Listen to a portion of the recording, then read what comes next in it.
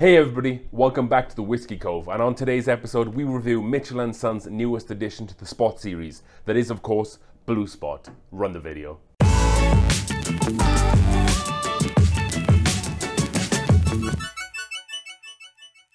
Okay folks, let's get into this review, shall we? And as usual we have a little cheat sheet, so let's learn a little bit more about the history of the Spot range and Mitchell & Son's, the distillery. So the Spot whiskies originated from Mitchell & Son, originally a bakery and confectionery shop established in 1805 in Dublin, Ireland, who soon expanded into the wine and spirit industry. Mitchell & Son purchased whiskey in bulk from Jameson's and matured it in their own casks to sell at their store, kind of like what a lot of distillers are doing with MGP at the moment. This was a common practice for merchants at this point in time, in the early 19th century. While eventually merchant whiskey became more or less an obsolete as whiskies distilleries and other big producers began bottling their own product. The Spot whiskey survived well into the 20th century. The range of Spot whiskies named after Mitchell & Son's practice of labeling their casks with a spot of paint eventually included 4 colours differentiated by age. Blue Spot was 7 years old, Green Spot was 10 years old, although now it is non-age stated. Yellow Spot was 12 years and Red Spot was 15. As Irish whiskey began to fade in popularity in the mid-20th century, most of the Spot range disappeared. Only Green Spot, the most popular of the range, survived past the middle of the 20th century. As a colourful history would have it, this revered Blue Spot remained underground until now, as its introduction reunites the historical Spot family for the first time in over 56 years. Embodying the unmistakable qualities of single pot still Irish whiskey, Blue Spot is matured for no less than 7 years in bourbon casks, sherry butts and Portuguese Madeira casks, all bottled at strength for you to enjoy. Blue Spot is supposed to be a blend of casks ranging from 7 to 20 years old. So even though the label states that it is aged 7 years, you can take that with saying aged a minimum of 7 years. So let's move into the sleeve and the bottle design on this one. Straight away, a nice real image on the front there of a cask with a Blue Spot on top. Again, aged minimum of 7 years at cask strength. Let's have a look at the percentages here. 58.7% alcohol or 117.4% proof. A lot of information about the distillery in the back, and then a bunch of tasting and nosing notes as well. Again, reiterates 7-year-old whiskey, Irish whiskey on the back. Let's get into the case. Straight away, a very nice label on the front with again the Blue Spot. Some nice blue and gold writing here of the distillery, and it says a product on Ireland and the ABV and proof. Nice thick, stumpier bottle, thicker neck.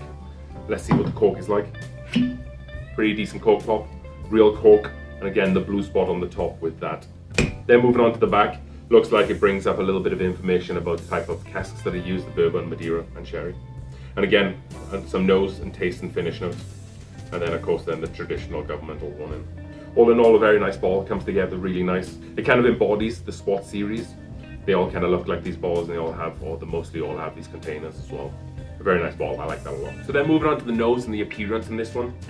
This kind of comes into like a fresh honey, nice light yellow fresh honey on this. Glass retention is pretty good, looks pretty thick, looks pretty viscous. Looks like it sticks to the glass really well. Let's go in for a nose. So I'm getting a lot of fresh honey off the nose straight away, a nice sweet honey note coming through. And some sweet orange notes as well, like orange citrus, not orange peel. You can definitely note the ethanol or the heat, but it's not unpleasant at all. Kind of ties in really well with the pepper note that I'm also getting. So as far as fruit, I'm getting pear and orange, kind of like an orange honeysuckle note. A little bit of apple and possibly some kiwi as well. So all in all, this is a very inviting nose, a very pleasant nose.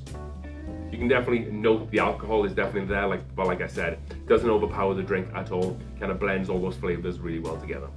So let's go in for a taste.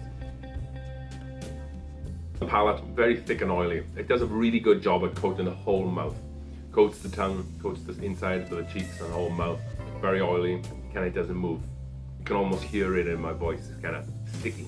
Again, that sweet orange honeysuckle note is there as well, which is very pleasant. Again, you get the heat with this, but it drinks more like a 50% ABV whiskey as opposed to a 58.7% whiskey. So I'm not getting any wood on the palate whatsoever.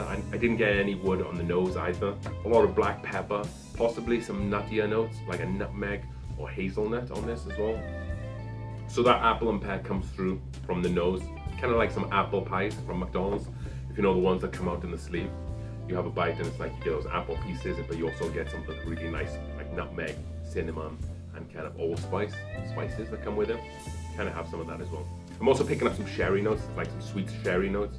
If you've ever had a whiskey that's been finished in sherry or Oloroso barrels, I'm getting a little bit of that there. You have to search for it a little bit, but it's definitely there. So let's talk about the finish on this one. It's a very long finish, very long but a very pleasant finish. You're getting some heat on the finish, but it's mostly from those baking spices that we talked about earlier on with yam. Again, that black pepper is still there as well. So it imitates heat, but it's actually more of a spicier heat than more of an ethanol dip. Let's go in for another taste. I'm also getting a little bit of a chocolate note there as well, like a dark, dry chocolate. The apple is still there on the finish. The pear seems to have gone away, but I am getting like a banana skin note. I don't know if you've ever taken a little bite out of a banana skin. It's almost dry when it touches your mouth.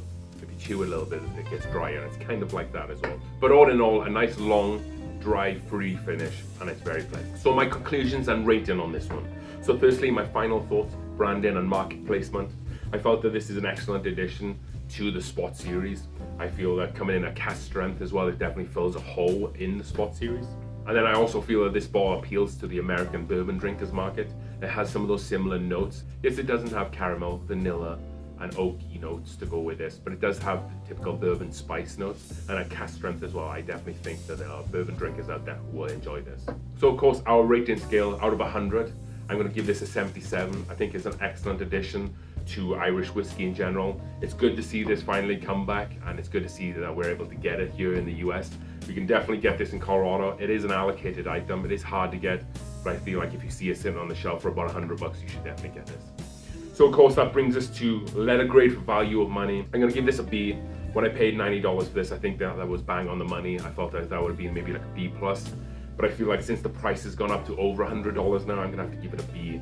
That's still a solid letter grade for value for money. There's not many cask strength Irish whiskies out there. Probably thinking Redbreast is probably a better alternative as a whiskey that you could find, because I mentioned this is a limited item. I hope you enjoyed the video today, folks. I hope you enjoyed my review on this. Check out the channel. We have a bunch of other different reviews on different bourbon. And don't forget to follow us on social media at The Whiskey Cove on Instagram, Facebook, and Twitter as we drink through the world's whiskies one glass at a time. Cheers.